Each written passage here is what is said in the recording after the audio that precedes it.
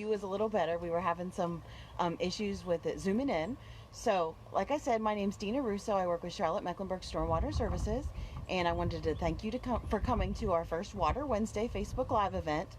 Today we're going to be reading a story called All of the Way to the Ocean, and I wanted to say thanks to Joel Harper, the author of the book, for giving us permission to read it out loud to everyone, and Freedom 3 Publishing. So here we go on All the Way to the Ocean. Every day, Isaac and his best friend James ride their skateboards home from school. "Should we hang out at your house or mine?" asked Isaac. "Let's go to my house. My mom went shopping and bought lots of good food," said James. "Want a piece of candy?" "Sure," said James. "Hey, what are you doing?" asked Isaac. "Did you just drop your wrapper in the storm drain?" "Yeah, what's the big deal?" asked James. "It's a big deal because these drains go all the way to the ocean, just like the sign says." "What do you think happened when our trash ends up in the ocean?" asked Isaac. "I don't know." "What?" asked James. "The plants and animals get really sick, that's what." "Look at all of that trash that's already in there," cried Isaac. "Plastic bags, cigarette butts, broken glass, bottle caps, plastic soda can holders, and now your candy wrapper. There's even an old shoe down there. And guess what? As soon as it rains, all that trash goes straight to the ocean." "How do you know?" asked James. "'Cause I read about it in National Geographic Kids." "Are you sure that stuff goes all the way to the ocean?" asked James. "I'm positive," said Isaac. "Let's ask my mom when we get home. She's super smart." "She's not smarter than National Geographic," said Isaac. "Yeah, she is," insisted James. You see, James is now going and throwing his trash away in the trash can this time, huh? "Hey, Mom, do the storm drains around town go all the way to the ocean?" asked James. "They sure do," she replied. "I told you," said Isaac. "Why do you ask, honey?" Isaac jumped in and said, "Because James threw his trash in the storm drain on the way home from school. He didn't know that the drains went all of the way to the ocean." "Isaac is right about the storm drain," said James' mother. "Just think about all the harmful things that could happen when our trash ends up in the ocean." "All kinds of marine life are getting sick, and their homes are becoming polluted. Sometimes they even get stuck in our garbage."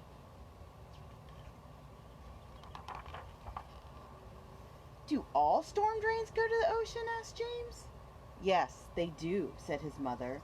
"That's why it is important to remember not to throw trash on the ground, because when it rains, harmful pollutants like foam cups, fast food wrappers, motor oil, and even pet waste wash into storm drains and runs down the lakes, rivers, and empties into the ocean." So you can see the city street here with everybody walking their dog and throwing away their trash, and then our sad sea life out here as it drains from the drain going to the ocean. "I saw someone reach out of their car and dump out their entire ashtray full of cigarette butts into the gutter one day by school," said James. "I bet a lot of them ended up in the ocean." "You're right, Isaac," said James' mother. "Fish and birds often mistake cigarette butts and many other kinds of garbage for food.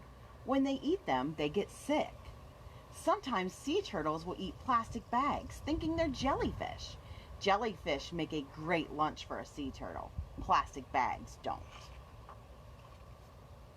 "Mom, can our drinking water get polluted too?" asked James.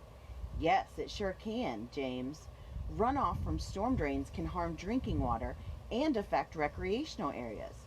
Sometimes beaches have to be closed because the water is too dirty to swim in." "Yeah, I know," said Isaac. "My brother was mad last weekend because he couldn't go surfing at his favorite spot. He said the beach was closed because of pollution." "Pollution sure causes a lot of problems. Why do people litter so much?" "That's a good question, Isaac. Maybe some people aren't aware of the harmful effects pollution has on the environment. Or maybe they think that the ocean is so big that it has room for our trash. Sadly, that's not true. The ocean has more life in it than any other ecosystem on Earth, and we need to take better care of it, said James' mother. Hey, Isaac, you know all those gutters by schools? Asked James. Yeah, said Isaac. I always see trash in them. Let's ask our teacher if our class can pick up trash around the school so it doesn't end up in the storm drains, said James. Good idea. Maybe the whole school can pitch in. There's a lot of trash, said Isaac. James and Isaac's teacher thought the schoolyard cleanup was a great idea. After their classmates learned about storm drain pollution, they wanted to help clean up their environment. Many of the students even picked up garbage around their own neighborhoods. What are some of the things that you and your friends and family can do in your community to prevent storm drain pollution? So, some of the things that you guys could do around here, we're in Charlotte area, right? So, we might not think that our trash makes it all the way to the ocean, but in fact, all of our storm drains are leading straight into our creeks, and our creeks are going to drain into our lakes and rivers. And once that happens, those rivers are going to lead all the way to the ocean. So in fact, our trash here can get all the way to the ocean. So a lot of the things that we can do is report pollution if you see it by calling 311. Or if you're out walking your dog, as a lot of us are doing now that we're home a lot with our animals, when you're walking that dog, make sure you pick up the poop, put it in a bag, and bring it back and put it in the trash can when you get to your house. We can also make sure that our storm drains are clean so the water can get off of the roads and down into the storm drain. There's lots of little things that you can do to make sure that you're preventing pollution in your area. So just keep doing what you can, and if you have questions, always feel free to call 311, or you can reach out to us at Stormwater and ask questions.